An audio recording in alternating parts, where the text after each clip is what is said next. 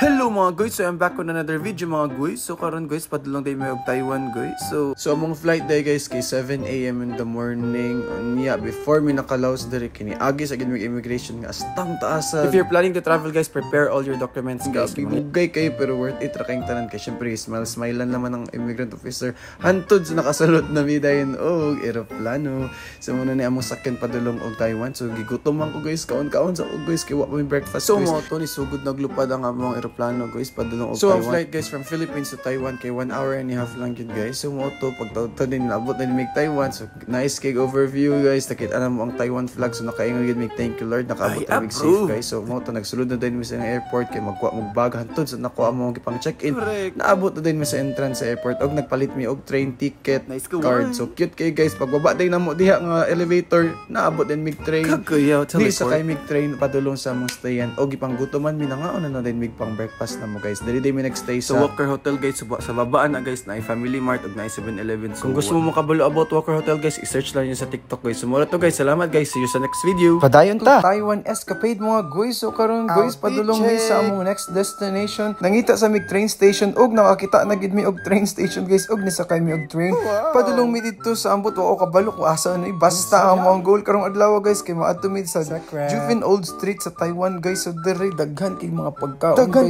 Klaseng street food guys nga lami kay guys. Daghan sad ka mapalit nga mga pasalubong guys like ref magnets og mga keychain guys. So gitry pud na mo ning waffle guys nga mura pud siya waffle time sa Philippines og mga milk tea og shake guys. Nya napoy fishbowl diri guys nga lami kay guys. Actually nabusog pud mi sa mga free taste nila guys. Napud ay bayaba sa Taiwan guys kuyo kay guava day na siya guys.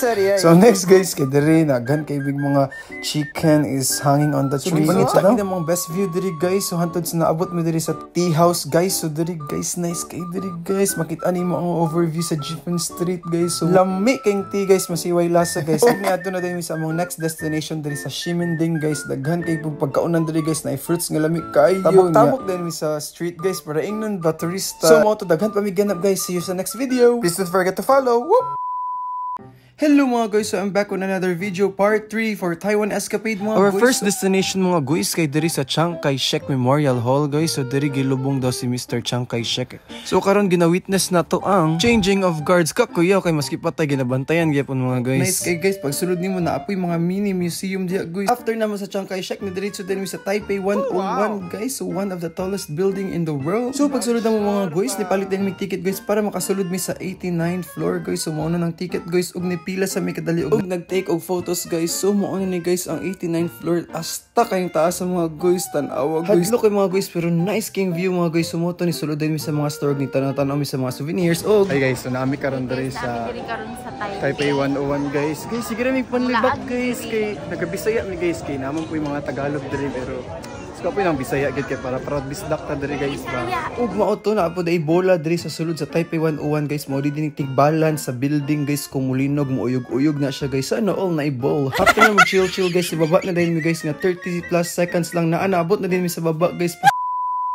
Hello mga guys, so I'm back on another part 4 vlog diri sa Taiwan escapade guys. So this is a day 3 to 4 guys. So nag-crave magid sila donut guys. Giadtuan gid ni Ditsi ang katong donut nga naga-viral sa Taiwan ug sunod na mi diri sa Ximending mga guys. So diri na malit mig mga pasalubong ug may shopping. Sa kagutom na mga guys, sulod mi diri sa Sushi Express restaurant guys nga wala mi kabaloon saon pero pwede ka mo order or magkuha dira sa train guys unya by plate nila i-charge. The next day mga guys. So kay last day naman namo diri sa Taiwan guys, sayo kami ni mata og isulit namo ang Taiwan guys. Balik mig Chiang Kai-shek nagpicture kadali og nagsakay din mi og train guys. Shout kay layo kay mo katug. It takes I think 1 to 2 hours of travel para makaabot ra gid mi diri sa Juvin Old Street. Diri tong famous sa Taiwan guys nga tong flying of sky lantern guys. So mo to nagdrawing mi, nagbutang mi sa among mga wishes, sa among mga pangarap sa buhay ug gipalupad namo para makita pud ni Lord. Lord please tagi pud mig mga signs and symptoms diha Lord para matupad among mga wish. Anyway, sumuto gipang kapoy guys. So nag-makeup sila, nag-retouch sila guys. Ay mo adto na mi sa mga next destination diri sa Amas Farm Ilan guys. So layo kay ni siya guys pero nice kay worth it kay guys. Cute kay mga animals guys. Na sheep, na capybaras, na turtles, na ducks, na deer, na sa dagan pa kay guys. So, na kangaroo og na sloth guys. Cute kay guys. Sumuto guys after to ni ulit na din mi og sa Taipei mga guys. So I think it takes 2 to 3 hours again para lang nakabalik mi sa Taipei. Ibalik kami sa among hotel guys para maka-rest og natulog og pagkaugma guys kay kulang na kog video mo to gisundo nami sa ang artista van padulong og airport sa Taiwan pauli og Manila. Kayo kay gi-feel gid ang artista van. Anyways guys, daghang salamat sa pagtanaw sa mga short vlogs og unta na inspire mo adto og Taiwan. So muna to guys. Thank you for watching.